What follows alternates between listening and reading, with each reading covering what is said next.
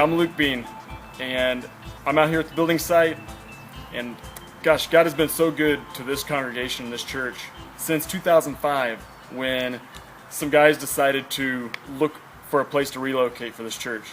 And since 2005 up until now, there's been a tremendous amount of prayer and just seeking out of God's guidance. God has been faithful to us.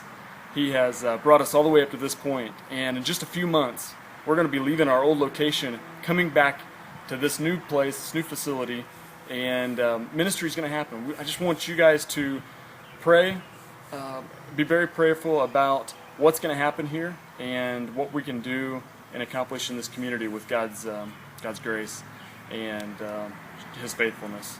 So in just a couple weeks, we're going to have a prayer walk event right here. And I want to just invite you to join us and to continue to pray for what's happening here as we do the construction, and most importantly, what's going to happen in this building and in this community as we relocate and just share God's greatness with this community.